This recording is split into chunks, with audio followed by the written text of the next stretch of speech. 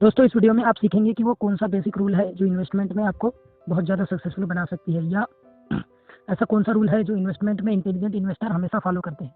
चलिए पहले पॉइंट की बात करते हैं। पहला है छोटी शुरुआत करें। दोस्तों अगर आप इन्वेस्टमेंट करना चाहते हैं तो एक बात हमेशा ही याद रखिए कि आपको कभी भी बड़े स्टेप नहीं लेने हैं, या फिर इतना बड़ा इन्वेस्ट नहीं करना है कि आप अगर वो फेल हो जाए तो आप कंगाल हो जाए या आप सड़क पर आ जाए। दोस्तों आपको जब भी इन्वेस्टमेंट करना है तो आप छोटी शुरुआत कीजिए। आपको हमेशा उस पैसे से शुरुआत करनी चाहिए जो आपके पास अगर ना भी रहे तो आपको ज़्यादा फर्क ना पड़े। दोस्तों अगर आपकी मंथली इनकम बहुत ज़्यादा है और आप उसमें से कुछ पैसे को इन्वेस्ट करना चाहते हैं तो आप उतने ही पैसे को इन्वेस्ट कीजिए जितने से आपको फर्क ना पड़े। जितना पैसा अगर आपके पास से चला भी जाए तो आपको आपके लाइफस्टाइल में कोई भी फर्क ना पड़े। आपकी लाइफस्टाइल जैसे नॉर्मल चल रही थी वैसे ही चलती रहे। इससे ना तो आप कंगाल होंगे और ना ही आपको ज़्यादा रिग्रेट होगा। दोस्तों इन्वेस्टमेंट एक साइंस है, उसके पीछे जब आप अच्छे से समझ जाते हैं तभी आपको इन्वेस्ट करना चाहिए। इसलिए आपको हमेशा किसी भी चीज़ को समझने के लिए उसमें एक्सपेरिमेंट करना पड़ता है। और अगर आप इन्वेस्टमेंट में या स्टॉक मार्केट में अपने पूरे पैसे को ही एक साथ लगा देंगे तो आप एक ही बार में पूरी तरीके से कंगाल हो जाएंगे। इसलिए आपको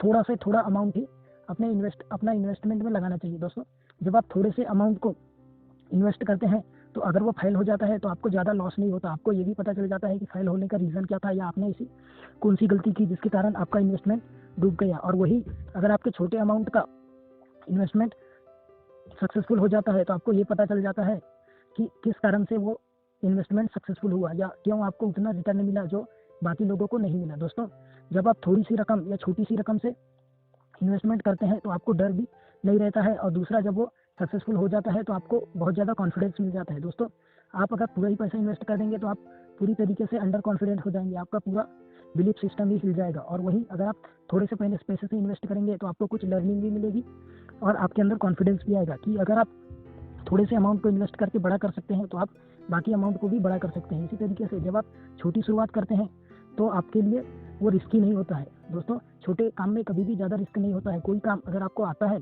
और उससे आप थोड़ा सा बेटर करते हैं तो उसमें रिस्क कम होता है। इसलिए आपको अगर इन्वेस्टमेंट भी करना है तो आपको छोटे से छोटे अमाउंट से चालू करना चाहिए, इतने अमाउंट से कि आपको वो इतना ही लर्निंग दे पाए जितना आप सीखना चाहते हैं। दोस्तों हमेशा कोई भी काम करना है तो उसे छोटे छोटे स्टेप में बांटने की कोशिश कीजिए। जब आप छोटे से स्टेप को सक्सेसफुल कर लेते हैं, आप उस चीज़ में एक्सपर्ट हो जाते हैं तो आपको कॉन्फिडेंस मिल जाता है। और जब आपको कॉन्फिडेंस मिल जाता है तो उसके साथ साथ आपको वो स्ट्रेटेजी भी मिल जाता है जिसके कारण वो चीज़ें सक्सेसफुल होती है या वो चीज़ें एक्चुअल में काम करती है। इससे आप बहुत ज़्यादा अमीर भी बन सकते हैं, आप इन्वेस्टमेंट में मास्टर भी बन सकते हैं। दोस्तों दुनिया के जितने भी इंटेलिजेंट इन्वेस्टर हैं वो लोगों ने कभी भी एकदम से पूरे पैसे इन्वेस्ट नहीं किए। दोस्तों उन्होंने बहुत जल्दी ही शुरुआत की, लेकिन कम पैसों से शुरुआत की। अगर आपको उनसे कुछ सीखना है तो ये सीखिए कि कैसे छोटे से या थोड़े से अमाउंट से ही बड़ा अमाउंट बनाया जाता है। आपको इन्वेस्टर या इंटेलिजेंट इन्वेस्टर से यही एक चीज़ बहुत अच्छे से सीखने को मिलती है कि कैसे वो लोग थोड़े से पैसे को ही चक्रवृद्धि ब्याज की ताकत से